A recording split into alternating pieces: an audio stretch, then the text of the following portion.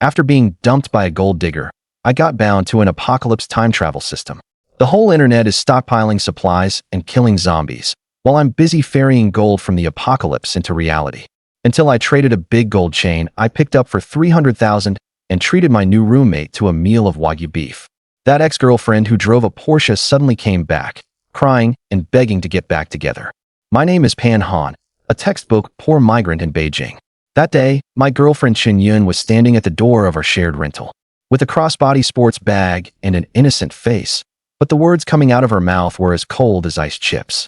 Pan Han, let's break up. I was stunned, my head buzzing, and could only stupidly ask, Chen Yun, what did I do wrong? She let out a cold laugh, her eyes full of contempt. Look at you, living in this crappy shared place, making only a few thousand a month. How long do you expect me to suffer with you? Chen Yun and I were college sweethearts. I pursued her for a full 2 years before winning her over. After graduation, we came to Beijing together, thinking we could fight for our future together. But just after finding jobs, the breakup after graduation script still played on schedule. I pleaded with her. I've only just started working. Give me some time. I promise you the best life. Otherwise, I'll go find an agent tomorrow, and we can switch to a one-bedroom? No need. She didn't even lift her eyelids. I've already decided to be with Li Long. Don't bother me again in the future. With that, she turned and left. Li Long, the school playboy whose family got more than a dozen apartments and tens of millions in savings from demolition compensation, ruining who knows how many girls, and now Chen Yun was next. I clutched her tightly. Chen Yun, don't go. She shook off my hand, her voice chilling. Pan Han, have some dignity. Li Long is waiting for me downstairs. I stood there, my legs feeling as heavy as lead, mouth open but unable to shout a single word. Listening to her footsteps grow farther and farther away, I crouched on the windowsill like a dead dog, sneaking a peek downward. Downstairs there was a Porsche Cayenne parked, and Li Long was smoking in the car. When he saw Chen Yun come out, he rolled down the window, blew out a smoke ring, and revealed that wealthy head of his. At that moment, my heart felt as if it were being sliced by a knife. I hurriedly squatted down, too afraid to look anymore. All those sweet times between us flooded back at once. The first time I bought her a phone, the first time I took her to eat steak, the first time I gave her flowers, the first time we went to a movie. I pulled out my phone and wanted to send her a WeChat message, but tears blurred the screen so badly I couldn't type a single word. Finally, I held my head and wailed. It fucking hurts. Just then, a shout suddenly came from the opposite room. What the hell is a grown man crying for? It was my female roommate, Yin Xiaoli. We'd been sharing the apartment for 3 months. Usually we did our own thing, nodded when we saw each other, occasionally helped take out the trash, and shared snacks. We got along okay. She knew I had a girlfriend, but had never met her. And today was the first time she saw her, right in time for the breakup drama. She originally didn't want to get involved, but hearing me cry like a slaughtered pig, she couldn't stand it anymore. I shouted back, "What the hell do you know?" She yelled even louder than I did. "What? Is she your first love? Isn't first love just for breaking up? Stop talking and let me have some peace. Let me have some peace. It's finally the weekend. Who wants to listen to your ghostly wailing?" I was so put down by her that I couldn't say a word, and the room fell silent at once. After a while, my door was pushed open. Yin Xiaoli was standing at the doorway in a camisole nightgown, her impressive chest heaving as she looked down at me sitting on the floor. "Cry all you want. After you're done, get ready to pay rent, pull yourself together, and work hard to make money. This is what you should be doing." As soon as she mentioned rent, my heart ached again. It was rent due again, 3 months later, several thousand at a time, and I didn't even have a few hundred yuan on me. Yin Xiaoli saw through my embarrassment at a glance. "What? Can't pay the rent?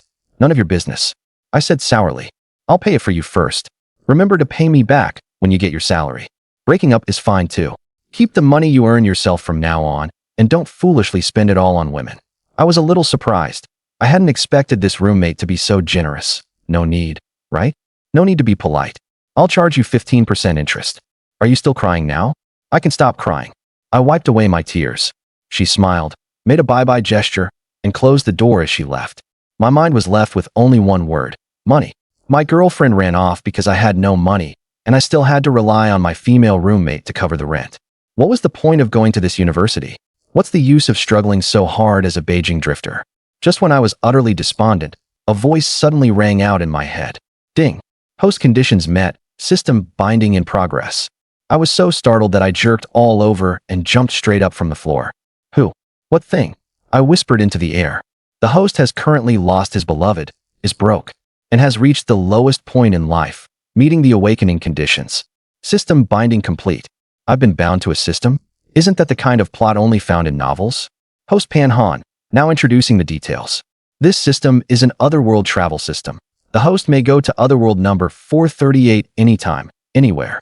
An otherworld?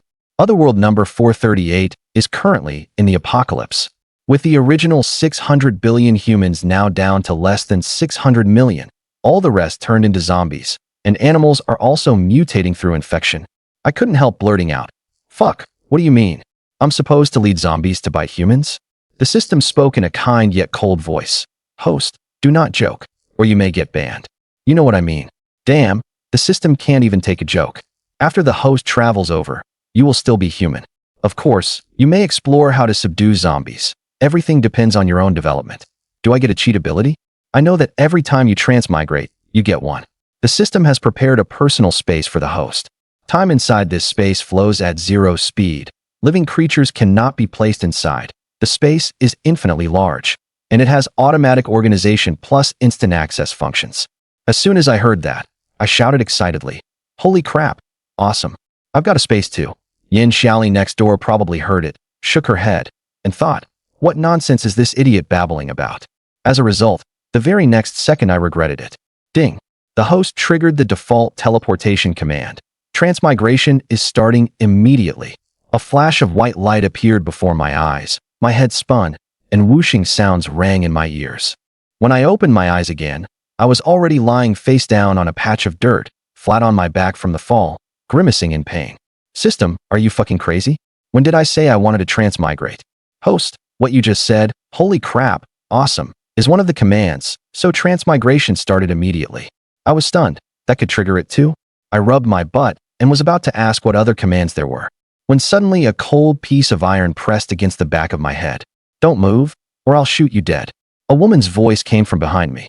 I immediately raised both hands obediently. A slender little hand began patting me down, searching my body. Amid the tension, it was somehow a little ticklish, even kind of nice. In the end, that hand took something from my pants pocket. "How do you have this thing?" the woman asked. "Can I turn around and see what it is?" I wondered. When had I ever put anything in my pants pocket? "Turn around slowly. Don't make any sudden moves, or I'll blow your head off." I thought to myself, you're even more badass than the system. As I slowly turned around, an impressive pair of peaks came into view, making me instinctively swallow. "What are you looking at?" She still looked ice cold. I looked up and, damn, she was actually a stunning beauty, easily a 9 out of 10. Around 1.7 meters tall, dressed in a black tactical bodysuit that outlined her figure just right. With a gun in her hand aimed straight at me, she raised her hand and waved it in front of my eyes. "I asked you, how do you have this thing?" I took a look and saw it was the chewing gum I'd grabbed on the way out after having hot pot last time, and stuffed into my pocket who knows how many days ago. "Is this thing that rare?" I took it back when I had hot pot. "What's the big deal?" Her eyes widened, her mouth slightly open, looking utterly incredulous. "Not only do you have chewing gum, you even fucking eat hot pot." Seeing her reaction, I finally truly believed this was the apocalypse. Something as small as a piece of chewing gum could make someone this excited. "How long has it been since you last had this?" 5 years, a full 5 years. She held up 5 fingers. "Then this is for you. I may be broke, but I can still afford to give away a piece of chewing gum." She didn't take it and kept pressing. "Who are you? Where did you come from? Why did you appear here?" I stammered. I couldn't exactly say I'd transmigrated here, could I? Seeing that I didn't want to talk, she didn't force me. She put away her gun and waved at me. "Forget it. If you don't want to say, then don't. The chewing gum is mine. Leave this place now. It's about to get dark. And if you don't hide, you'll die." "Fine, you can have it, but answer one question for me." "Fair enough. Ask away. Just don't ask for personal information." "How long has it been since the apocalypse began?" She sized me up like I was an idiot, and coldly spat out 2 words, 8 years. After saying that, she ignored me and walked straight off in one direction, looking cool as hell. Only after she had gone far away did I really take a good look at this world. Everywhere were ruined walls and rubble. The trees were withered, the sky was dim, and the air was filled with a nasty, fishy stench. It was dusk, the sun was already very faint, and visibility was extremely low. I picked up a thick branch from the ground and walked in the direction the 9/10 beauty had left, thinking she definitely had a base somewhere and that I'd sneak over to check it out after dark. But before I'd gone even 20 meters, I saw a rotting corpse lying on the ground, half its body already decayed away, while a swarm of unknown insects gnawed at the rotten flesh. I'd never seen anything like that before. My stomach churned, and I couldn't hold it back. I threw up on the spot. I didn't even bother wiping my mouth, just grabbed the stick and ran. This was the first lesson the apocalypse taught me. After running 100 meters or so, I found a half-collapsed little house and quickly hid inside. It was even darker inside, and I could barely make out the rough outline of things. I was terrified, so I swung the stick a few times to work up some courage, then held my breath and listened for movement. Only after confirming there was no danger did I let out a sigh of relief, and slowly started exploring the room. It wasn't big, a little over 30 square meters. Judging by the furnishings, it had probably been a convenience store before. After 8 years, all that was left were a few walls and some broken cabinets.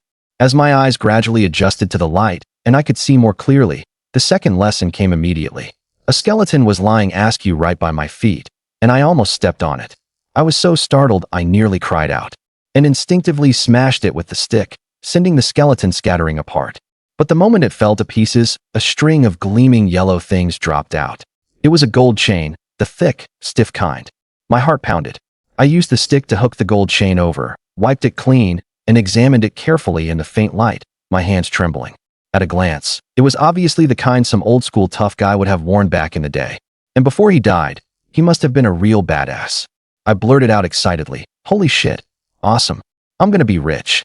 The moment the words left my mouth, with a whoosh, I vanished from where I stood. And when I opened my eyes again, I was already back in the shared apartment. Great, I triggered the command again. I checked the time and found that only half an hour had passed compared to when I left. Time in the other world is synchronized with time here. Then I looked at the big gold chain in my hand. It was still there. I felt in my pocket, and the chewing gum was gone. I gave myself a hard slap across the face. It hurt. Everything is real. The system is real, the apocalypse is real, the 9-point beauty is real, and the gold chain is real too. Only now did I fully accept the fact that I had been bound to the system. I had to get rid of the gold chain as soon as possible.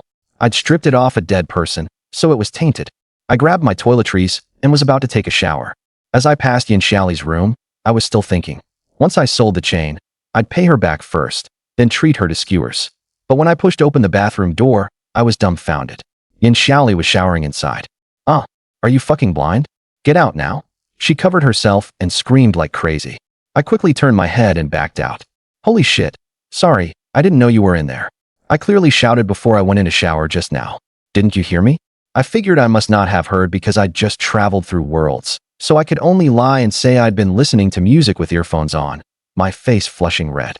There was no way I could shower now, so I simply slung my bag over my shoulder and took a taxi to a pawnshop 30 kilometers away. Better to go farther, even if it probably wouldn't help much. It made me feel safer. An hour later, I arrived at Yong'an Pawnshop. The lobby manager, Wang Chung, came up to greet me. I slapped the gold chain onto the counter. Outright sale.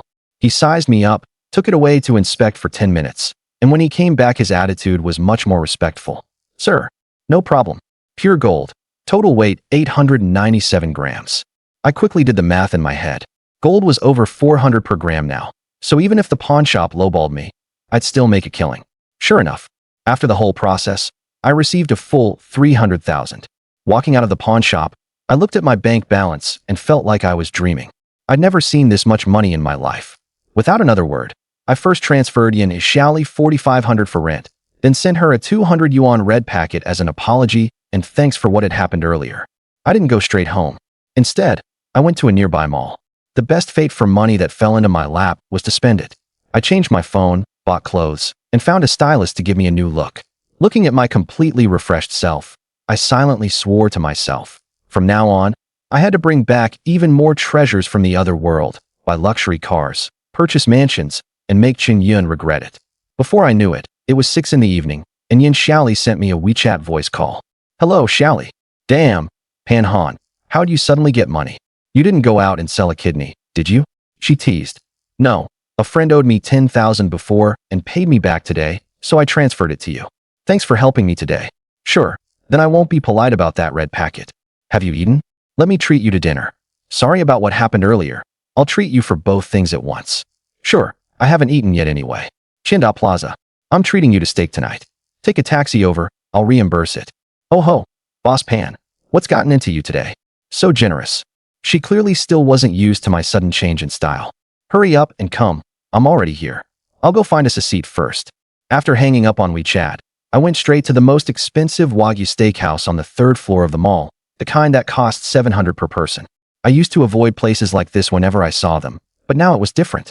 I was someone chosen by the system. After entering the restaurant and sending Yin Xiaoli my location, I took out my new phone and skillfully opened ranked mode in the game.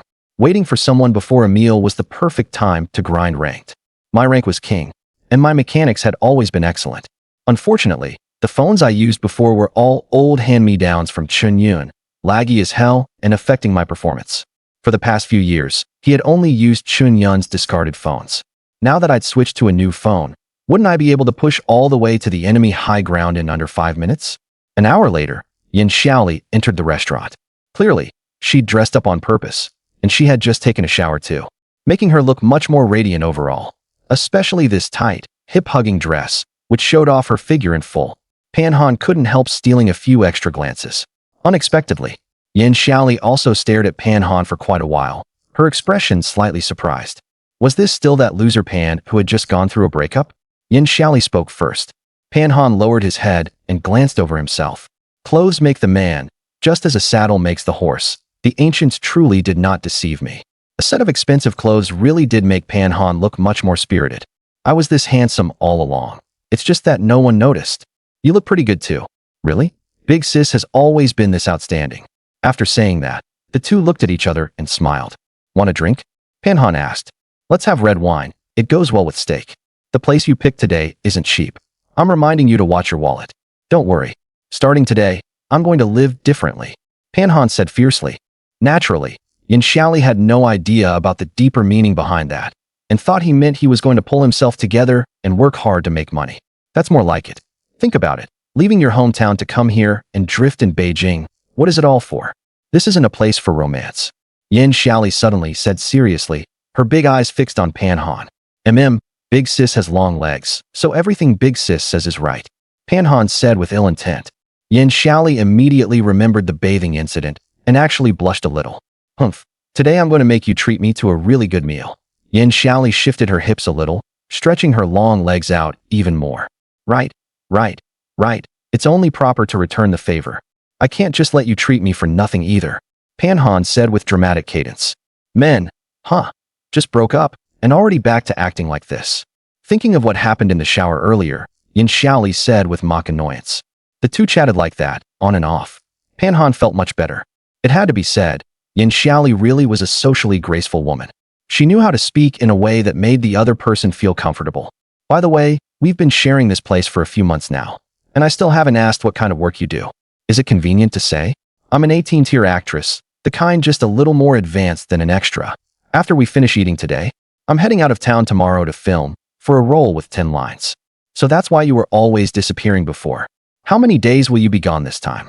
Pan Han never would have imagined that his female roommate was actually an actress. He had only seen people like that on TV before.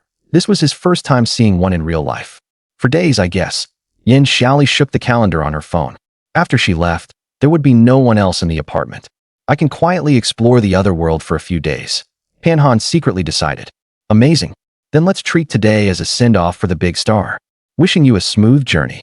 Pan Han raised his wine glass. Thanks, Boss Pan. Yin Xiaoli clinked glasses with him generously and downed a drink. The two of them ate this meal especially happily. They were both usually pretty strapped for cash, so they rarely had a chance to eat Wagyu. They also shared many of their own stories, and their relationship grew more familiar. Full of food and drink, Pan Han called the waiter over to pay the bill. A handsome guy came over and said, "Hello, sir. Your total tonight comes to 3,700 yuan. Pan Han directly took out a bank card and told him to go swipe it. A man really is handsome when he's paying the bill. Yin Xiaoli said with a smile. Look, now that the atmosphere has built up to this point, Pan Han stopped holding back at all. Come on, I'll take you to buy some clothes. Wear them to filming tomorrow and let the director be impressed too. If we're talking about that, then I'm definitely not sleepy anymore. Yin Xiaoli's eyes really did light up. She wasn't coy at all, as if she already had her own way to repay this favor. The two set off immediately. Qiandao Plaza naturally had high-end women's clothing stores. LV, Prada, and the like. There were still more than 2 hours before closing, so there should be enough time to shop around. Pan Han didn't pay much attention to women's fashion, so he just let Yin Xiaoli lead him around. Let's go with this one. Yin Xiaoli arrived at a foreign luxury clothing store. Let's go? Pan Han still had more than 200,000 in his bank card. The women's clothing in this store was visibly expensive. Pan Han tried hard not to look at the price tags. He had to act like he was very rich. You still have time to back out now. Yin Xiaoli whispered in Pan Han's ear, and she even deliberately blew a little air while saying it. It made Pan Han's whole body tingle. Damn it. Now he had no choice but to buy it. But Pan Han really loved this feeling. You have 20 minutes. Pick something, and I'll buy it. Pan Han said. You only have 20 minutes? Yin Xiaoli deliberately widened her eyes and looked at Pan Han with an exaggerated expression. Pan Han's head was buzzing, filled with bullet comments and remarks. I suspect you usually hear some kind of voices, huh? Pan Han asked cautiously. Yin Xiaoli didn't answer, but walked straight to an outfit. It was a new item from the current season, and Yin Xiaoli had had her eye on it for a while, but just couldn't bear to buy it. Pan Han walked over and asked, Do you need to try it on for size? No need. I know what size I wear. Okay, then let's check out. You're not going to look at the price? I'm not looking at the price, only at the person, Pan Han said sweetly. But deep down he believed Yin Xiaoli wasn't the kind of person to treat him like a sucker and take advantage of him. Yin Xiaoli unexpectedly didn't know what to say. She felt a long-lost sense of respect. Just as Pan Han was about to pay, 2 people walked in through the entrance. It was Chun Yun and that bastard Li Long. What a damn pair of scumbags. Pan Han's eyes filled with anger. Huh, isn't this your ex-boyfriend? Li Long glanced sideways at Pan Han. What are you doing here? Chun Yun also looked baffled. A store like this was somewhere Pan Han should never have set foot in his entire life. I'm here buying clothes for a friend. Pan Han replied coldly. Your friend? Isn't this your roommate? You're buying clothes for her? Chun Yun couldn't believe it. That's right. I'm buying them for her. After saying that, he greeted the clerk and motioned to check out. Hello, sir. Your total comes to 18,000 yuan. The sales associate presented the bill with both hands. Card. Pan Han coolly handed over his bank card. When did you become so rich? Before, at most you bought clothes that cost a little over 1,000. Chun Yun sensed something was off. What the hell does it have to do with you? Pan Han shot back. You. Chun Yun stamped her feet in anger. Brother Long, I want this outfit too. Naturally, Chun Yun was unwilling to be outdone. Li Long felt a little awkward. It wasn't that he couldn't afford it, but he had never spent money on a woman like this. But saving face was more important, so he had to take this one head on. Sorry, sir, this outfit is the last one. Since it's a hot new item, it sold very quickly. How about taking a look at something else? The sales associate had seen plenty of situations like this, so she naturally wasn't willing to give up easily and quickly recommended other items. I don't care, I want this one. Chun Yun grew even angrier and started making a scene. Even if not for the thing itself, she had to fight for pride. Miss, would you like to look at some other new arrivals? This bag is also newly released.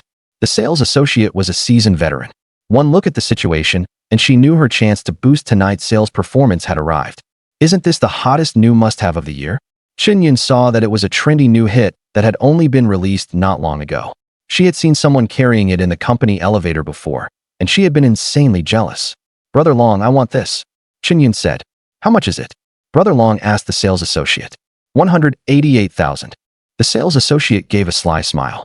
Holy crap, you're trying to fleece me. Yunner, let's buy this bag another day. Didn't I just buy you one a few days ago? That one is pretty nice too. Li Long instantly changed his tone. Although his family was fairly wealthy, he still couldn't bring himself to blow 188,000 on a bag just out of spite. If his old man found out about this, he'd break his legs. Chun Yun was also shocked by the price. 188,000 was 3 years of her salary. Pan Han, let's go, don't argue with them. We still have things to do when we get home. At this moment, Yin Xiaoli came out to smooth things over. But somehow, the way she smoothed things over felt a little off. What could there possibly be to do after going back? Don't move, I want this bag. At this moment, Pan Han suddenly said. Chun Yun, Li Long, Yin Xiaoli, and the shop assistant were all dumbfounded at the same time. Shocked. Astonished. This is freaking outrageous. He actually bought it?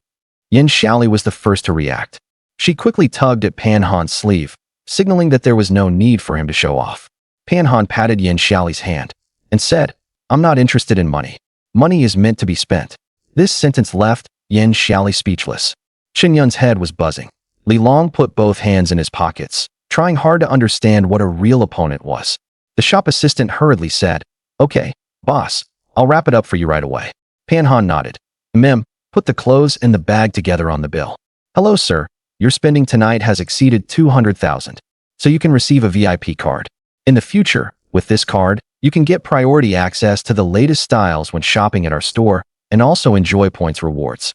The shop assistant was so delighted her snot bubbles were practically coming out, never expecting that right before getting off work, she'd still land a big order. "Okay, just give the card to this lady." Pan Han pointed at Yin Xiaoli beside him. From making the decision to swiping the card, it took less than 3 minutes in total. Chen Yin was still in a daze. She really couldn't figure out what exactly had happened in just half a day. Could it be that Pan Han was actually a rich second-generation heir all along? He just hadn't told her before? Pan Han didn't bother with them, and simply took Yin Xiaoli's hand and walked out. Chen Yin wanted to call out to Pan Han, but Pan Han didn't give her any chance at all. Looking at Pan Han's back, Chen Yun and Li Long couldn't say a word. Pan Han and Yin Xiaoli took a taxi back to their shared rental. The two of them didn't speak on the way either, and the atmosphere just fell off somehow. "I'll go return the bag tomorrow, and then I'll give you the money back." After entering the room, Yin Xiaoli said her first sentence. "If I gave it to you, it's yours. You can return it if you want, but I don't want the money." "What's wrong with you? It's something this expensive, I don't want it. I don't owe you this favor. You don't owe me anything, I did it willingly." "Even so, that's still not okay. Making money isn't easy for you. You should keep the money for your own things." "Sure, but I have one request. Go film tomorrow first, and when the show comes out, I want to review it. If you act well, this bag will be your reward. If you don't act well, then sell it and give me the money then." Pan Han naturally had no intention of taking the bag back, so he casually came up with a reason. Yin Xiaoli looked at Pan Han as if he were an idiot. In the end, she burst out laughing. In all her life, she had never seen such a reason. But Pan Han, this person, was interesting. Yin Xiaoli seemed to feel that Pan Han had some kind of mysterious energy about him. Pan Han, on the other hand, didn't feel much of anything. He simply didn't want the bag. As long as he went treasure hunting in the other world again, money was no big deal to him. "If there's nothing else, I'll go take a shower. I wanted to wash up this afternoon, but never got the chance." Pan Han suddenly smelled the alcohol on himself. "Okay, I'll wait for you." Yin Xiaoli said it casually. The two fell into awkward silence. "Wait for me for what? Hurry up and go to sleep, so you can act well tomorrow." Pan Han gave a bitter smile. "Oh." Yin Xiaoli stuck out her tongue, as if she had let something slip. The two spent the night without another word, and in the blink of an eye, it was the next day. Yin Xiaoli had to catch an early high-speed train, so she left very early. She left Pan Han a farewell message on WeChat. Pan Han slept until 12:30 before waking up. So comfortable. Pan Han stretched lazily. Just as he finished stretching, a phone call came in. It was from his boss. He was supposed to work today. The moment Pan Han answered, the other side unleashed a torrent of scolding. "Pan Han, where the hell have you been? Are you coming or not? If you're not, you could at least say something. Are you planning to skip work? Stop saying the hell every other word. Listen the hell up, I'm quitting." Pan Han really had forgotten he was supposed to work today, but now he wasn't going to put up with his boss's nasty attitude. No one listens when you speak nicely. "Huh, kid, were you in a car accident and hit your head so hard your brain got damaged? I order you to get your ass over here within half an hour." The boss roared. "Don't you understand human language? I said I'm quitting." After saying that, he hung up. He casually blocked this boss. How could Pan Han have time to go to work? He needed to hurry to the other world. But before going, he had to prepare some things. He dug out his commuter backpack, dumped everything inside out, and then headed straight for the convenience store. He wanted to bring some food to the apocalypse. That was the real hard currency. He picked out 3 cans of luncheon meat and 2 bags of bread, 2 bars of chocolate, 2 packs of self-heating rice, and 2 cans of cola. Pan Han thought about it and decided he couldn't bring too much this time. Exposing too much food would also be too risky. Feeling that he had nothing for self-defense, he ran to the general store and bought a watermelon slicing knife. After putting everything into the backpack, he went upstairs and returned to his room. First, he removed all the packaging from the food, and for anything he couldn't remove, he destroyed the production dates and such, so as not to expose any information. He also found a windbreaker, hiking boots, and 2 lighters. He left only the slicing knife and 1 can of luncheon meat outside, storing everything else in the space. Once everything was ready, he checked the time and saw it was almost 5 p.m. No time to lose. He silently chanted, "I want to transmigrate. I want to transmigrate. I want to transmigrate. After a wave of dizziness, Pan Han successfully crossed over. This time, he landed successfully and didn't fall. It was still the same spot as last time. System, can I choose the location I travel to? Pan Han asked. Yes, just provide the coordinates, the system replied. That's good. Otherwise, if it were random travel, he might come out surrounded by zombies. Looks like he needed to establish a stable and safe travel point here. There was no way Pan Han could build a safe base by himself. He needed to find people. The system had previously said that this other world originally had 600 billion people, and now fewer than 600 million remained. Finding some reliable people here was, frankly, like looking for a needle in a haystack. But he felt that using food to recruit some people willing to work for him shouldn't be difficult. After all, in the apocalypse, food was the hardest thing to come by. Just as he was pondering this, the cold muzzle of a gun pressed against the back of his head. Don't move, or I'll shoot you dead. A familiar voice came from behind him. Sure enough, it was her, Miss 9 Points. What, run out of gum? Pan Han remembered her voice and asked teasingly. It's you? Miss 9 Points didn't recognize Pan Han in this outfit. That's right, it's me. We meet again. Pan Han said. Who are you? Why are you here? Who I am isn't important, but I am here because I have something important to do. What are you going to do? Find gold. Miss 9 Points looked at Pan Han again, as if he were an idiot. The apocalypse has already lasted 8 years. Who still uses gold? This stuff is too soft even for wall bricks, and too hard for a pillow. These days, people only care about whether they can eat their fill, whether there are medicines, and whether they have enough weapons in hand. If you can still provide some gum, I can help you find gold. 9 Point Girl said. So who are you? Pan Han asked. I'm a post-apocalyptic mercenary. 9 Point Girl said naturally. The kind who takes money and gets things done? It was Pan Han's first time hearing of this profession. I take resources and get things done. Money is useless here. 9 Point Girl said. Why do you always show up here? Pan Han asked. There's a mercenary mission posting point nearby, and missions are posted every day. 9 Point Girl replied. Did you just accept a mission, or did you just turn one in? Pan Han asked. That has nothing to do with you. If you have food, I can help you find gold. 9 Point Girl said. I do have a little food, but how can I trust you? What if you kill me and take my treasure? Pan Han said. Are you stupid? I could shoot you dead right now. And then wouldn't all your stuff be mine anyway? 9 Point Girl said. Sure enough, keeping most of his things in his storage space had been the right choice. Otherwise, flaunted wealth would surely bring deadly disaster. I only have 1 can of food. See how much gold it can get me. Pan Han decided to trust 9 Point Girl. After all, she had had 2 chances to make a move, but she hadn't fired. Bring it over and let me have a look. 9 Point Girl put away her pistol. Pan Han slowly took out a can of luncheon meat from his backpack and handed it to her. 9 Point Girl had clearly not seen canned meat in a very long time. She took out a dagger and easily pried it open. The smell of mixed spices left 9 Point Girl utterly intoxicated. It had been a long time since she had eaten real meat. In recent years, what she had eaten most were meat patties made from cockroaches and maggots. Aren't you afraid it's poisoned? Pan Han suddenly asked. I'm starting to suspect you're from another planet. In the apocalypse, anyone who's survived until now is immune to every poison, 9 Point Girl said disdainfully. That made so much sense that he was unable to refute it. 9 Point Girl ignored Pan Han, speared a piece of luncheon meat with the dagger, and wolfed it down. It really was luncheon meat. Was there anything more delicious in the world than this? No, absolutely nothing. 9 Point Girl was overwhelmed with emotion. She paid no attention to Pan Han's gaze and finished the whole can in just a few bites. Amazing. 9 Point Girl couldn't help shouting it out. At some point, another can of cola had appeared in Pan Han's hand. He had secretly taken it out of his storage space while 9 Point Girl was eating the canned food. Here, wet your throat. Pan Han held the cola out in front of 9 Point Girl. This is cola? 9 Point Girl asked in disbelief. That's right, and it's the sugary kind. It'll make you very happy, Pan Han said. 9 Point Girl took the cola and examined it, as if she were holding a jade worth tens of millions. Bang! The cola was opened. 9 Point Girl cautiously took a sip. That's right, it was real cola. It even felt a little chilled. Drinking cola really does make you happy. The more you drink, the happier you get. Very soon, 9 Point Girl had finished the whole bottle. She shouted again, this is so damn good. With that personality, she had to be a bold and uninhibited woman, Pan Han thought. But what Pan Han didn't know was, in the apocalypse, something containing sugar could be traded for many treasures, such as weapons or slaves. As for how many lives it could buy, that was even simpler. 9-point girl couldn't help letting out a burp. Ha! She laughed heartily. It had been many years since she'd eaten so enjoyably. Good. Say it then.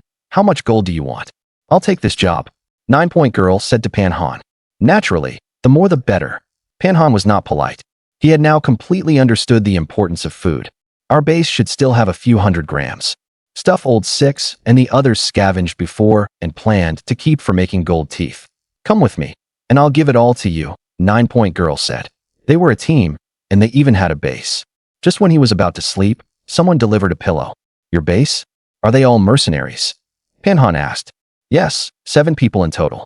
I'm the 7th, 9-point girl said. Sure, I happen to have nowhere to sleep. Can I sleep at your place tonight? Pan Han asked. If you can bring out some more canned food, we'll all let you sleep. The 9-point girl showed no restraint at all. In the apocalypse, trading your body for food is perfectly normal. I mean sleep at your place, not sleep with you. Pan Han said. Before we go, tell me your name first. Otherwise, there'd be no way to introduce you. The 9-point girl said. My name is Pan Han. My name is Cheng Xiao. Lead the way, please. It's too far to walk, let's drive. Driving is good, driving is good. Cheng Xiao led Pan Han through many twists and turns to an underground parking garage. A tall off-road vehicle was parked right in front of them. You can still find gasoline? Pan Han asked. We seized an oil depot before, and there's plenty in stock. Do you need a blindfold? Pan Han understood the rules of the underworld. No need. Cheng Xiao had just finished speaking when, with a knife hand strike, she knocked Pan Han unconscious. Why is his body so weak? I only used 10% of my strength. Cheng Xiao muttered, then started the off-road vehicle. About 30 minutes later, the off-road vehicle arrived at the base. Calling it a base was a stretch. In reality, it was just a standalone 2-story house. Before the apocalypse, it had been a villa. Now it had only been simply outfitted with some barricades and barbed wire. At most, it could defend against a few scattered zombies. Even defending against a small-scale raid by human attackers would be difficult. Cheng Xiao also had her own selfish motives. Instinctively, she felt Pan Han was no simple person. He actually had canned food and cola, and the way he appeared was also very unusual. Maybe this was the squad's chance to turn things around, and they had to seize it. Seventh sister is back, shouted a burly man with a fleshy face, scruffy beard, and missing teeth. Needless to say, he was Old Six from the squad. Old Six, come help out, and carry this pretty boy inside. Cheng Xiao called for Old Six help. Huh, are we eating human meat tonight? Old Six muttered a little, but he still helped Cheng Xiao carry Pan Han into the house. Very soon, all 7 members of the squad gathered in the living room. They very rarely lit a candle, because they had something very important to discuss shortly. Seventh sister, you said this guy has canned food and drinks? The one speaking was the squad leader, a former Special Forces soldier in his 30s named Qin Zhong. Yes, big brother. I couldn't resist eating his canned food and drinking his cola. What's his background? He said he came looking for gold. What's the use of that stuff? He didn't say. Anyway, he said he'll take as much as there is. Could he be a spy from the Tietuan gang? Doesn't seem like it. People from the Tietuan gang are all filthy, and every one of them looks fierce and vicious. This kid is obviously not one of them. Then is he one of the Zodiac? People from the Zodiac are all arrogant, and they never hide their identities. Doesn't look like it either. So, we give him gold, and he gives us food? Is it really that simple? It should be that simple. Big brother, we're all people who live on the edge, never knowing if we'll see tomorrow. Why overthink it? Whoever gives us food, we work for them. Old Six said. Old Six, that was very six of you. Wake this pretty boy up. Qin Zhong ordered. A basin of cold water was splashed onto Pan Han's face. It wasn't long before he woke up. He slowly opened his eyes and found a group of strange-looking people surrounding him. He looked around and spotted Cheng Xiao. Then he remembered being knocked out. Pan Han rubbed his faintly aching neck, stood up, and found himself still a little unsteady. Cheng Xiao brought him a chair. Pan Han sat down and felt a bit better. This is our rule. Please forgive us. Cheng Xiao pointed at the back of Pan Han's neck. I understand. Pan Han nodded helplessly. This is our boss, and this is our employer, Pan Han. Cheng Xiao made the introductions. Hello, boss. Sister 7 brought you back and said she took your job. Looking for gold. Yes, I'll take as much as you have. What do you want gold for? If you don't know what it's for, you won't take the job? Not exactly. I'm just curious. Who would want gold in this damned world? I can't say for now, but I'll tell everyone when I get the chance. Fine, then let's not waste words. Just now, Sister 7 ate your canned food and cola. That counts as the first trade. We've got about 500 grams here. Sixth brother kept some for gold teeth, and the remaining full 500 grams are yours. 500 grams, an entire gene of gold. I can trade it back for over 100,000. Just a can of luncheon meat and a can of cola. Pan Han was overjoyed inside, but he still held back and didn't laugh out loud. No problem, deal? Pan Han waved his hand. Sixth brother placed the little pieces of gold in front of him. Pan Han took them into his backpack.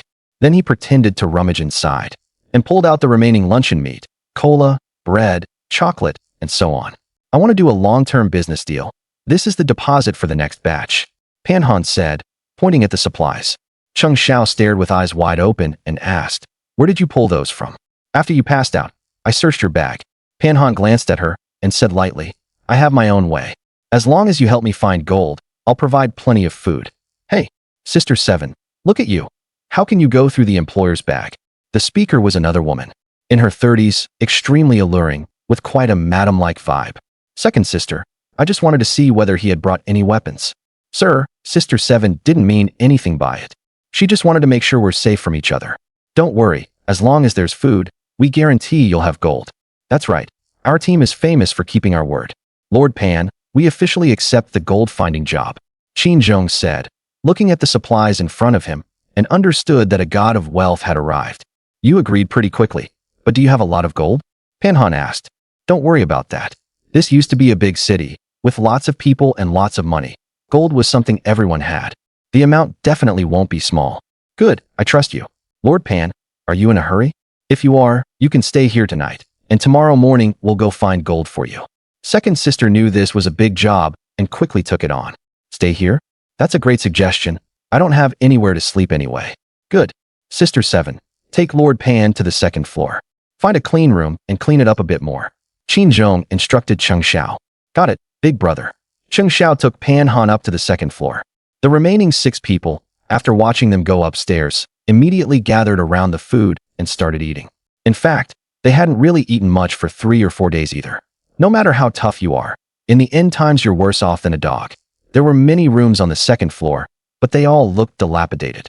Cheng Xiao chose a room with a floor mat. "You'll sleep here tonight. I'll keep watch at the door. Let me know if anything comes up." "Do you people live by taking on jobs?" Pan Han asked. "Pretty much. Sometimes we also go hunting." "Hunting? Have you never hunted before?" "No. 40 kilometers southwest, there's a forest with lots of mutated wild boars and deer that can be hunted for food." "Then what kind of jobs do you take?" Pan Han asked.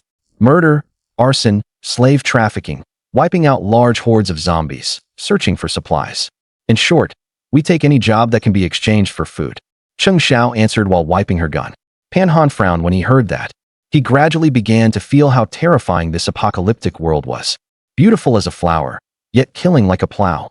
However, in the apocalypse, the first to die are the sanctimonious. To survive until now, who hasn't killed their way through it? "Are there any jobs you won't take?" "We won't take anything we can't finish." Cheng Xiao gave him a resolute answer. He had thought they didn't kill the elderly and children, only to find it was all for survival. The last trace of hope in Pan Han's heart was gone too. From now on, he would take this world seriously, abandon all moral notions, and make yourself stronger. "Good. I need a team like that," Pan Han said solemnly. "Give us food, and we'll work for you to the death." Cheng Xiao was a little confused. What on earth was this pretty boy thinking? He spoke so hesitantly and vaguely. "I'm in for your base. What are you investing in?" "Join us." "What are you good at?" "I want to invest in your base." "Invest? I haven't heard that word in years." "Right, I need a base. A place to get what I need done." "Can you guarantee food supply?" Cheng Xiao asked seriously. "Yes." Cheng Xiao put the gun back in its holster and said to Pan Han, "Get some sleep first. We'll decide who gets the gold tomorrow." No words were exchanged that night. Dawn would come another day. On a morning in the apocalypse, it was also hard to see a clear sun. The sky was always gray, with a thin gauze like haze drifting over it. The mercenary squad got up very early. They drank some water and ate some cockroach cakes. But their spirits were clearly much better than yesterday. "Second brother, third brother, stay behind and look after Lord Pan. The rest of you come with me to the nearby neighborhood to look for gold." Qin Zhong gave the order. "Boss Qin, I want to go too." Pan Han waved his hand. All right. Seventh sister, you're in charge of Lord Pan's safety." Qin Zhong agreed after a brief thought. Because there were very few zombies in the nearby neighborhoods, the risk was low. "Got it, boss." Cheng Xiao patted the sidearm at his waist. The reason Pan Han wanted to go along was, first, to explore the map, second, to see what else was valuable besides gold. These things he could only judge for himself. He couldn't tell the mercenary squad. All right, let's head out. Qin Zhong took fourth brother and fifth brother in one car. Sixth brother, Cheng Xiao, and Pan Han were in another car. Qin Zhong was in car number 1. He sat in the passenger seat, holding the walkie-talkie and keeping in touch with Cheng Xiao in the back. They were going to a small shopping mall 3 kilometers away nearby. This little mall was a community shopping center serving the residents before. Besides buying vegetables and meat, there was also a small counter that dealt in gold. This other world was different from Pan Han's universe. There were so many gold mines here that the price of gold was barely higher than brass. Many appliances also contained large amounts of gold. There were even restaurants that specialized in serving gold leaf. Pan Han didn't know this, but he was too embarrassed to ask directly how much gold you had. He was afraid of exposing information. But he didn't care. It's not like canned food was a problem. Plenty for everyone. 3 kilometers was reached quickly. Qin Zhong got out first, took fourth brother and fifth brother, deployed in combat formation, and entered the small shopping mall first. Didn't you say there weren't many zombies? Why are you still so tense? Pan Han asked. The zombies around here had already been cleared out countless times. But there could be roaming zombie packs, and mutated creatures could also appear. So it's still best to be careful. Cheng Xiao replied. Lord Pan, in the past few years we've been out in the world, we've relied on just 3 things. Sixth brother said proudly. Ruthless enough, loyal enough, and plenty of brothers? Pan Han blurted out. Haha, ruthless enough and loyal enough. Yes, but there aren't many brothers. The third thing is actually caution. In the apocalypse, there isn't a single moment of safety. Sixth brother scratched the back of his head, expressing approval that Pan Han had guessed 2 of them right. Pan Han agreed.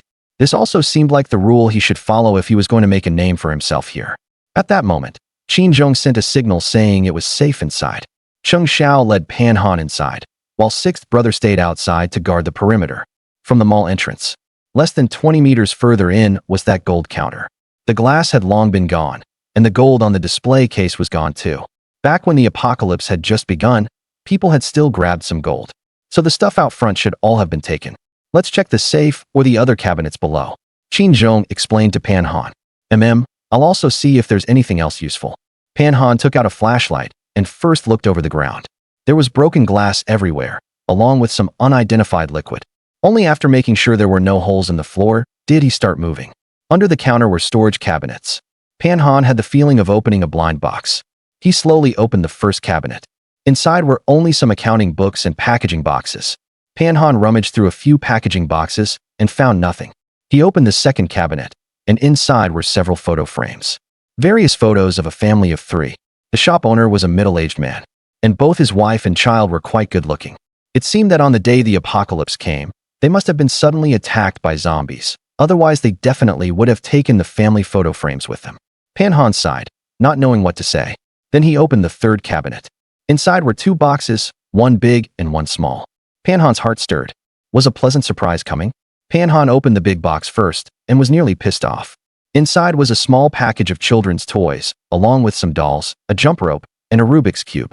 Seeing this, Pan Han's nose stung. These had to be the toys the child in this family had played with while alive. Sigh. Pan Han let out a soft sigh, set the package behind him, and lamented how unpredictable life was. Then he continued searching, and found a cone-shaped object, golden yellow, most likely made of gold. He really wanted to take it, but also felt it was dirty. Just then, Cheng Xiao came over. And when she saw the plug in the box, she picked it up without a second thought. She hefted it to gauge the weight, wiped the surface with her hand, and even bit it with her teeth. Your luck isn't bad. A great start, and it isn't light either. As Cheng Xiao spoke, she handed the thing to Pan Han. Pan Han looked at Cheng Xiao as if she were an idiot. Whose subordinate is this, to be so fierce? Pan Han waved his hands repeatedly and said, You keep all the gold for safekeeping, and we'll total up how much we found at the end. Cheng Xiao thought that was reasonable and stuffed it straight into her back pants pocket. At that moment, Qin Zhong and the others had also pried open the safe. Cheng Xiao and Pan Han ran over to look as well. Sure enough, inside were a full 20 gold bars. Each one looked to be about 1 kilogram. Pan Han's head started buzzing again. If they carried this back and sold it, how much money would it bring? And there wasn't just gold, but also some finished jewelry, gemstones, jade, gold pendants, gold bracelets, and the like. Take it all. Pan Han called to Qin Zhong and told him to hurry up and bag everything. All right, These gemstones, I used to always want to save up to buy some for my wife. But now I can take them as I please. Too bad she's gone. Qin Zhong muttered to himself as he packed the goods. Boss Qin, my condolences. Pan Han hadn't expected to touch on Qin Zhong's painful past. Lord Pan, you're overthinking it. I might go find her at any time too. Hard to tell. Boss Qin is actually a devoted man. Now that my woman is gone, all I have left are these brothers. Ask them why they chose to follow me. I understand. That means I didn't pick the wrong person. We'll talk about cooperation when we get back. All right, let's go check the other cabinets. Old Fourth, go see if the corpses have any gold, silver, or jewelry on them. If not, then withdraw. Try to spend as little time outside as possible. So everyone split up again. It had to be said, there really was a lot of gold in this world. Several skeletons lying sprawled in the mall were decked out in gold and silver. Old Fourth came back with several more pieces of jewelry. Qin Zhong took one look, decided that was about enough, and led the team out. Old Six was still standing guard outside. He still had a round wooden stick as thick as a finger clenched between his teeth, smacking it from time to time. Pan Han took one look and thought, isn't this imitating smoking a cigar? The two teams got into the vehicles, and sitting in the back, Pan Han asked Old Six, Old Six, are you smoking a cigar? Boss Pan really has a sharp eye. I haven't smoked in who knows how many years.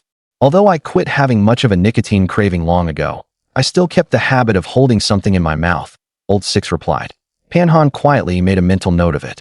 In the future, cigarettes, beer, and peanuts should do the trick. There's probably no one they won't be able to win over. After the gold hunting squad finished organizing, they headed back to the base. Today's mission was easy. Pan Han was wondering how much money this could be exchanged for, while Qin Zhong and the others were wondering whether they could get a bit more food. At least both sides looked quite satisfied. That meant the foundation for their cooperation had already been laid. Just as they caught sight of the small building at the base, Qin Zhong suddenly received a radio report from Second Sister. Boss, a few wandering zombies came over to cause trouble. Received. We'll be there soon. Leave it to us. The moment Pan Han heard there were zombies, he became rather excited. He still hadn't seen such things in person. Before this, he'd only seen them in movies. Can you let me try too? Cheng Xiao and Old Six looked at Pan Han as if he were an idiot. Had he really never seen someone kill a zombie? Cheng Xiao and Old Six exchanged a glance. No problem, Boss Pan. How about this one? Cheng Xiao pointed at one on the left side of the vehicle, staggering along with only one arm left. That's the one. What weapon should I use? A machete is fine, or a gun. I want to use a gun. My childhood dream was to become a quick-draw gunslinger. Sir Pan, you can do it. Hearing about Pan Han's dream, Old Six was laughing his head off inside, but he still gave him encouragement out loud. Use mine. Cheng Xiao handed her sidearm to Pan Han. This was Pan Han's first time touching a gun, and just thinking about it made him a little excited. Cheng Xiao's gun was a semi-automatic pistol, almost exactly the same as the one in Pan Han's universe. Pan Han searched through his memory. It should be a P226. What caliber? How many rounds does it hold? What's the range in meters? Pan Han asked as he stroked the gun. Seeing the lewd look on his face, Cheng Xiao took the gun back, engaged the safety first, and then removed the magazine. 9mm caliber, 15-round capacity, 100-meter range, and the whole gun weighs 775 grams. Cheng Xiao explained while demonstrating it to Pan Han, and even mimed firing it at him. After that whole sequence of actions, Pan Han was dumbfounded. How could this woman handle a gun so well? You can shoot from inside the vehicle. Don't get out. We'll park beside it. All right. Old Six didn't wait for instructions at all and drove straight to a spot 7 or 8 meters from the zombie. Ordinary zombies have very poor senses. From about 10 meters away, they can neither hear nor see. Pan Han rolled down the window, picked up the pistol, and aimed at the zombie's upper body. Holding his breath, he pulled the trigger. Bang! The recoil caught Pan Han off guard and almost smacked him in the head. Cheng Xiao watched from the side, and a rare smile appeared on her face. In the post-apocalypse, seeing someone who didn't know how to use a gun was even rarer than a giant panda. The bullet grazed past the zombie's right ribs, taking a bit of flesh with it. This zombie was furious. It let out a roar and charged forward faster. Ordinary zombies also have poor mobility and move very slowly. At a distance of 7 or 8 meters, it might take several seconds to get there. This gave Pan Han a chance to readjust. Pan Han aimed at the zombie's upper body again, held his breath, and gripped the gun with both hands. Bang! This shot hit the zombie in the neck. The zombie's head immediately lolled to one side, and blood vessels and muscle tissue splattered everywhere. Bang! This shot finally blew its head off. Roar roar. Oh yeah. Panhan danced with joy inside the car. He had actually killed a zombie himself. Damn, if he returned to his own world, wouldn't he be bragging about this to the skies? Lord Pan, don't point the gun at people. Cheng Xiao shouted sternly. Oh, okay. Here, you can have it back. Panhan immediately handed the gun to Cheng Xiao. First time firing a gun. Ah, right. Where we're from, we only use our brains, not our bodies.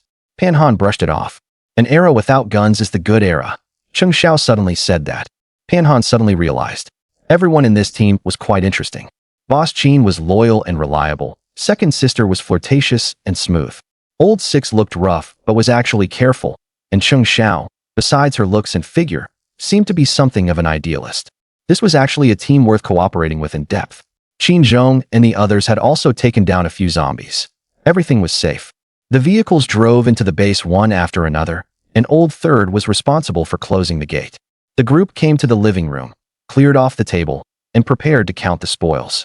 Qin Zhong opened the backpack and took the items out, forming a glittering golden pile. Cheng Xiao was responsible for counting. 20 gold bars, each weighing about 1 kilogram. 2 diamond rings, carat weight unknown. 2 sapphire rings, 3 gold necklaces, with a total weight of about 200 grams. 1 gold plug, weighing about 200 grams. Lord Pan, look, are these things enough? Qin Zhong asked. It was his first time making this kind of deal. To him, these treasures were no different from bricks. Whether they could be exchanged for food, he didn't know. Enough. Pan Han looked relaxed on the surface, but inside he was already blooming with joy. Hearing this, everyone breathed a sigh of relief. Yesterday I gave you some food. We agreed it was the deposit. I'll come tomorrow and bring you more. Thank you, Lord Pan. You said at the mall that when we came back, we'd talk about cooperation. So how about we discuss it in detail? Sure, I was just thinking the same. Lord Pan, how do you plan to cooperate? What do you want to do? As for very long-term plans, I don't have any yet. But this base needs to be expanded. Its current scale is too small, there aren't many people, and the security doesn't seem very complete either. Huh, are you asking us to recruit more people? Yes. To be honest, Lord Pan, more than 40 people came in here one after another, and in the end only the 7 of us were left. Everyone else died. If we want to recruit more people, there are many problems to face. Qin Zhong felt that expanding recruitment would be difficult, and he had to make Pan Han understand clearly. Oh, Boss Qin, please speak freely. First, food. This hard currency has to be sufficient. As for how many people Lord Pan can support, I still can't reveal the exact number, but a team of 100 or so should be no problem. Qin Zhong sucked in a sharp breath. A team of 100 or so consumes a lot every day in food, drink, basic needs, weapons, and ammunition. Even the Iron Flock gang that had recently harassed them only had about this many people. That was already enough to control a sphere of influence spanning several thousand square kilometers. And the second? Pan Han continued to ask. The second is weapons. Of course, if Lord Pan has enough food, then trading for weapons will also be very easy. The third is evolution potion. Ordinary teams of 100 people usually have a few evolvers. Otherwise, they can't establish themselves. But to get this evolution potion, you'd need to find the Zodiac. Oh, evolution potion? The Zodiac? What are those? Evolution potion, as the name suggests, in the apocalypse everyone has to evolve, otherwise there's simply no way to survive. For example, the lowest tier potion can improve human digestive ability. That way we can eat cockroach biscuits and drink some unclean water. Pan Han's eyes lit up, as if he had discovered a new continent. What kinds of these potions are there? Pan Han asked excitedly. Many. Some can increase attack power, giving people immense strength. Some can increase defense, making a person's muscles as hard as steel. There are also ones that enhance mental control, allowing people to control zombies and mutated animals, and so on. Qin Zhong explained patiently. Then what do these potions have to do with the 12 palaces you mentioned? These potions are all controlled by the 12 palaces. Any force that wants to grow big can't avoid dealing with them. What kind of faction are these 12 palaces? They're very powerful. The so-called 12 palaces are actually a medical organization alliance. They divided the whole world into 12 regions, each managing one area. This organization, it is said, began researching viruses and various biological agents even before the apocalypse. There are even rumors that the zombie virus was created by their research. Then what are we supposed to use to trade with the 12 palaces for potions? A simple exchange is impossible. They don't lack supplies. What they want is our lives. Our lives? Pan Han was startled. That's right. To get the potions, Not only do you have to provide enough supplies, you also have to become a slave of the 12 palaces. That means drinking the slave contract potion. Once you betray them, your whole body will explode and you will die. Damn, that twisted. Then are you slaves of the 12 palaces? Lord Pan, don't joke around. Small fry like us aren't even worth their notice. We're not even qualified to be slaves. At the mention of evolution potions, Qin Zhong showed a troubled expression. But you just said all of you had taken evolution potions. The 12 palaces still let some of the lowest tier evolution potions trickle out. Otherwise, if everyone died, that wouldn't benefit them either. As for mid-tier and high-tier potions, you have to trade your life for them. So you're saying I came all this way to build a base, recruit people, and expand territory just so I can be the 12 palaces dog later? That's right. Then wouldn't that make me a beggar on my knees? Even so, plenty of people want to kneel, and they still don't have the chance. Pathetic. Damn pathetic. May I ask, Lord Pan, what exactly are you trying to do? I can't tell you yet. You'll understand naturally later. Pan Han raised an eyebrow. All 7 people were somewhat at a loss. They looked at Pan Han like he was an idiot. All right, enough of that. I want to give you 2 tasks, and I'm wondering if you're interested in taking them. Seeing that everyone's expressions were off, Pan Han changed the subject. Of course we'll take tasks. Good. First, within 1 month, expand your manpower to 100 people. Second, build me a safe room in the base. Once this room is finished, only I can enter it. All right, Lord Pan. As long as there is food, these 2 things are easy to handle. Then I'll be going now. I'll come again in a few days. Cheng Xiao, drive and give me a ride. Without another word, Cheng Xiao went out and started the car. Where to? From where I came, back to where I go. Let's go? When they reached the place where Pan Han had crossed over, Cheng Xiao dropped him off. Pan Han watched Cheng Xiao drive away before silently reciting the crossing spell and returning to his rented apartment. He looked at the time and saw it was only 1 in the afternoon. He immediately went to the pawn shop from before, planning to pawn all the gold and silver jewelry first. As for the 20-kilogram gold bars, he would keep them in the space for now. With such a large quantity, he definitely couldn't sell them rashly. Pawnshop manager Wang Chung had just woken up from his afternoon nap, and when he saw Pan Han come in, he immediately went up to greet him. Boss Pan, you're here again. I've been really short on cash lately, and things won't turn over. I have to rely on the items passed down from the family elders to save my life. Manager Wang, please give me a good appraisal price. Look, my name is Wang Chung. How could it not work out? Wang Chung said with a smile as he led him into the VIP private transaction room. Pan Han didn't stand on ceremony either. After sitting down, he took out all the gold and silver jewelry. Wang Chung took one look and saw there was quite a lot of merchandise. It seemed this month's performance target was settled. The commission was basically in the bag. Boss Pan, your family is really well off. These are all valuable treasures. Wang Chung flattered him. Much appreciated. All right, please wait a moment. I'll have the appraiser give a definite assessment. 10 minutes later, Wang Chung came out again. There's no problem with your gold jewelry. It's all pure gold. It weighs 400 grams. The diamond ring and the sapphire ring are also all top quality goods. Outright sale. Pan Han didn't waste words. Alrighty. Naturally, Pan Han didn't care whether these diamond rings and gemstones were really top quality goods, nor did he know their prices. He only wanted to sell them off as quickly as possible. As for whether Wang Chung was ripping him off, he naturally didn't care either. This time, we'll give you 250,000 in total. 5 minutes later, Wang Chung gave the result. You're making a 200,000 profit through tears here. Pan Han joked. Not at all, really not. We always do things by the rules. Wang Chung said with a smile. All right then, transfer it to this card again. Once it arrives, I'll leave. Please wait a moment. I'll issue you an invoice and make the transfer. 10 minutes later, Pan Han left the pawn shop. Looking at the text message on his phone and the 250,000 that had arrived, he immediately went to a large supermarket. He was going to go on a crazy supply shopping spree and hurry to build the base. Because he would be purchasing a lot this time, he went directly to the supermarket manager.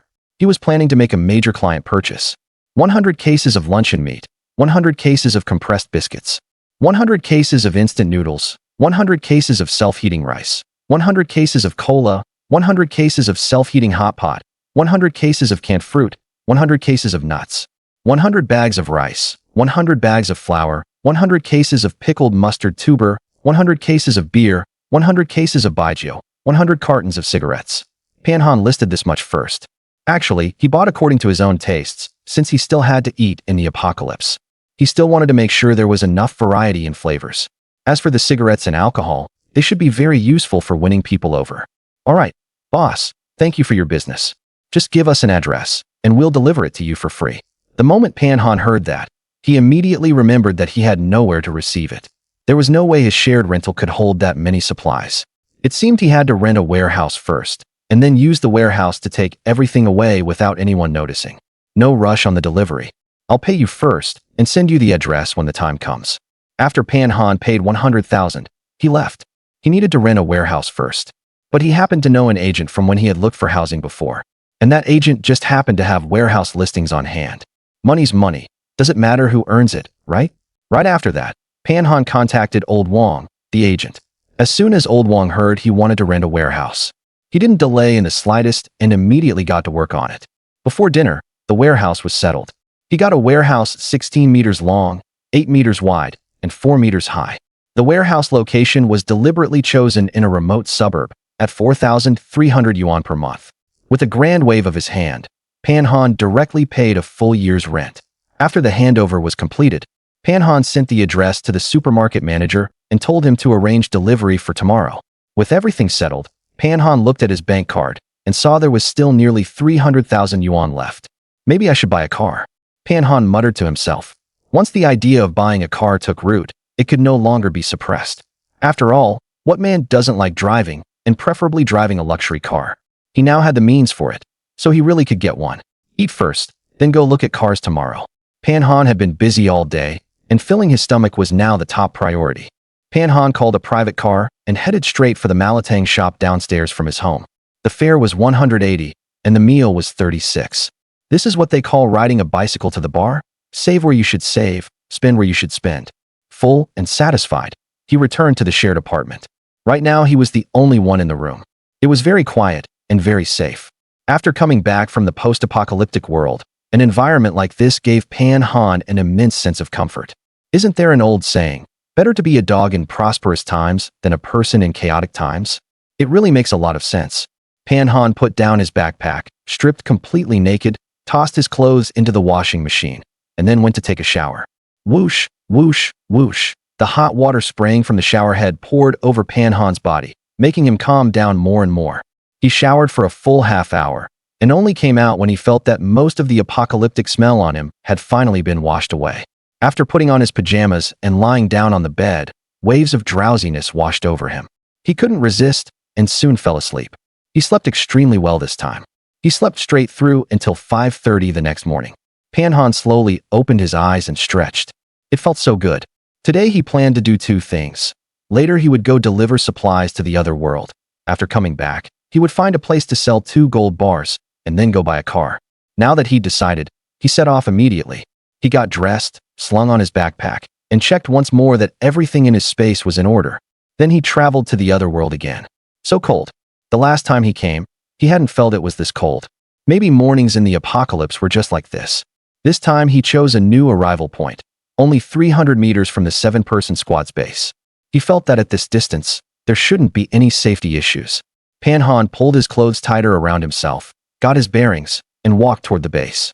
After a few minutes, he saw the base's main gate. There were figures moving around on the gate tower, probably the people on watch. It seemed these few were fairly cautious. The one patrolling on the gate tower was Cheng Xiao. She vaguely saw a figure in the distance. And when she looked more closely, it was actually Pan Han. So she turned and ran downstairs, getting ready to open the gate. "You're here so early?" Cheng Xiao asked as she opened the gate. "Aren't you up too?" Pan Han asked in return. "I'm on watch today." That's good. Staying alert is the right call." "Oh right, do you have a truck?" "We do. There's one parked in the back courtyard." "Drive it out and come with me." "What's this about?" "Grown-up business. Kids shouldn't ask so many questions." "TCH. I'll go tell the boss and get someone to take over my shift. I'll wait for you at the gate." Before long, Qin Zhong and Cheng Xiao came out. "Lord Pan, you've come. I heard you want Cheng Xiao to drive the truck and go with you." "Yes, we'll be back very soon. Don't worry." "All right, you go? I'll stand watch." "Okay, boss." Cheng Xiao agreed and went to the back courtyard to get the truck. "Can I drive this?" Pan Han asked. Pan Han had a driver's license, but he'd never bought a car, and by now he had almost forgotten how to drive. This was a good chance to practice here. "Sure, let me pull out first." Once they reached the gate, Pan Han and Cheng Xiao switched seats. He sat in the driver's seat. The cars in the other world were almost exactly the same as those in Pan Han's universe. He could operate it directly without much trouble. Shift gears, release the handbrake, honk, lift off the brake, step on the gas, and off they went. Pan Han's whole sequence of actions left Cheng Xiao completely dumbfounded.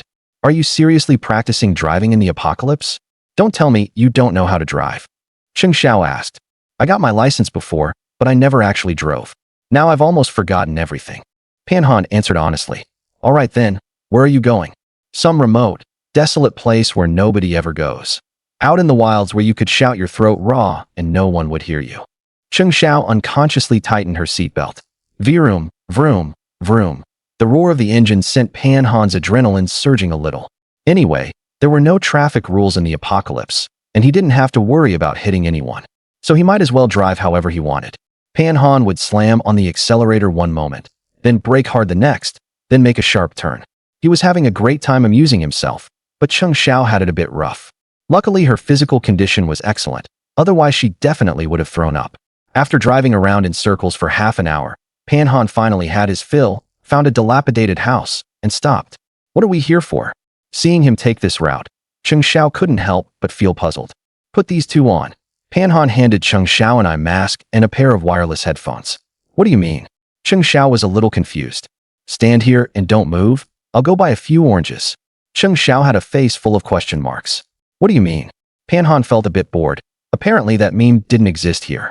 So he had no choice but to say that he was going to retrieve supplies. As soon as Cheng Xiao heard that Pan Han was going to get supplies, Cheng Xiao had nothing more to say. Put on the eye mask and headphones. These are noise-canceling headphones that can effectively block out outside sounds. Pan Han took out his phone and tapped play on his favorite song, Little Apple. This way, Cheng Xiao could neither hear nor see. Pan Han could safely take supplies out of his storage space. There was quite a lot this time, and Pan Han didn't take everything out. He decided to retrieve only half.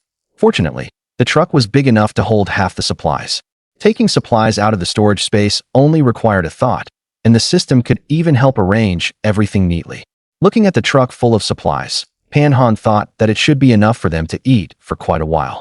Pan Han looked at Cheng Xiao, who was sitting in the passenger seat, obediently listening to music, and found that she was actually moving slightly to the rhythm. If he was going to put on a complete act, the length of one song definitely wouldn't be enough to move all these supplies. So Pan Han played Cheng Xiao songs one after another, including As You Wish, 100 Years of Solitude, A Woman Easily Hurt, Legend of the Hungry Wolf, and 10 Years. These songs were completely different in style from those of this other world. Cheng Xiao listened, utterly entranced. Pan Han quietly watched Cheng Xiao like this. The two of them seemed to forget time. Forget the apocalypse, forget survival. Who would have thought that just a few days ago, I was still a heartbroken loser, and now I'm listening to music with a great beauty on a post-apocalyptic morning. Pan Han felt a wave of emotion in his heart. After about 10 songs, Pan Han paused the playback. Cheng Xiao took off the headphones and asked, "Is it done?" Take off the eye mask. Pan Han didn't want this moment to end, but even a brief moment of peace was already a luxury enough. Cheng Xiao took off the eye mask and immediately turned her head to look at the truck bed behind them. The truck bed was piled high with supplies. Hiss! Cheng Xiao sucked in a cold breath. Did you find all of these? Cheng Xiao asked. What else? How do you have so many supplies? Usually so cold and detached, Cheng Xiao now couldn't help but get excited, her delight plainly showing. A wise man has his own clever ways. Pan Han joked. Cheng Xiao stopped minding him and quickly got out of the truck and went to the truck bed. She opened one cardboard box, luncheon meat. She opened another cardboard box, compressed biscuits. She opened yet another cardboard box, self-heating rice. Oh my God, you're not Lord Pan. You should be my dad. Cheng Xiao was utterly shocked.